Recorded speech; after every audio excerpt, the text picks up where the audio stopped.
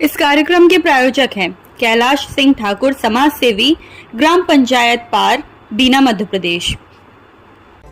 नवरात्रि चल रही है, चारों ओर माता रानी की धूम मची हुई है। बीना शहर के सभी माता रानी के मंदिरों में हमारी जो माताएं बहनें हैं, हमारे जो भक्त भाई हैं, पुरुष हैं, वे सभी जल अर्पण करने कतारबद्ध होकर प्रतिदिन प्रातः काल से ही लाइनों में लग रहे हैं। सभी में होड़ मची है कि हम अपनी माँ को प्रसन्न कैसे करें। आज माता रानी का नवरात्रि का 7वां दिन है और 7वां दिन माना जाता है यह माँ कालरात्रि के लिए समर्पित है। माँ कालरात्रि का क्या महत्व है यह हम जानेंगे आचार्य पंडित प्रदीप गनाई जी से।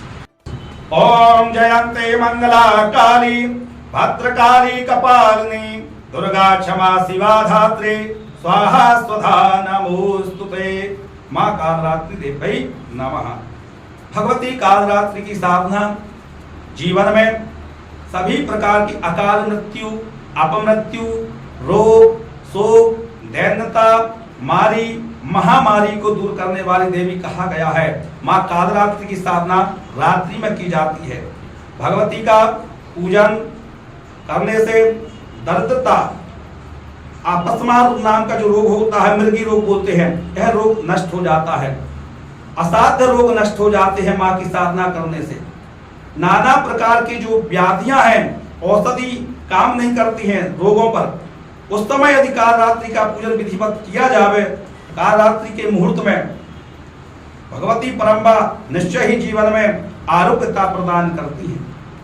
सायं समय में स्नान से निवृत्त होकर के, आचमन करके, आसन शुद्धि करके, पवित्री धारण करके, तिलक लगा करके, शिखा बंधन करके, प्राणायाम करके, दीप का पूजन करके, भगवती का चिंतन, मरण, स्मरण करना चाहिए, मनन करना चाहिए। मनन करने से, स्मरण करने से, मनन करने से, भगवती का चिंतन करने से हमारे जीवन में साकार रूप में भगवती ज्ञान, विज्ञान और आध्यात्मिक सफलता प्रदान करती हैं। इस समय में भगवती का लाल पुष्पों से ध्यान करना चाहिए। हाथ में चावल लाल पुष्प लेकर के ध्यान करें। ओम कालरात्रि देवै नमो नमः। कालरात्रि का ध्यान करके चावल फूल माँ देवी जी के विग्रह पर छोड़ दें। माँ कालरात्रि देवै नमः। माँ को 4 बार जल अर्पण कर दें। ओम माँ कालरात्रि देवै नमः। पंचामृत स्नानम समर्पयामि। पंचामृत चढ़ा दें। माँ को शुद्ध जल से स्नान करा दें, गंगा जल से स्नान करा दें। माँ कालरात्रि का ध्यान करते दुर्गा जी की प्रतिमा पर लाल चंदन, अक्षत, पुष्प चढ़ा दें। सौभाग्य जो सामग्री होती है, चूड़ी है, बिंदी है, बिछड़ी है, मेहंदी है, माहौर, जो श्रृंगार का सामग्री है, भगवती को अर्पण कर दें। इसके बाद धूप दिखावें, दीप दिखावें। भगवती को सीरे का भोग बहुत प्रिय है। सीरा जो बनता है उसका भोग लगाना चाहिए माँ को। पेठे का भोग लगाना चाहिए। माँ को दाड़मी फल, अनार फल जिसको बोलते हैं, वह अर्पण करना चाहिए।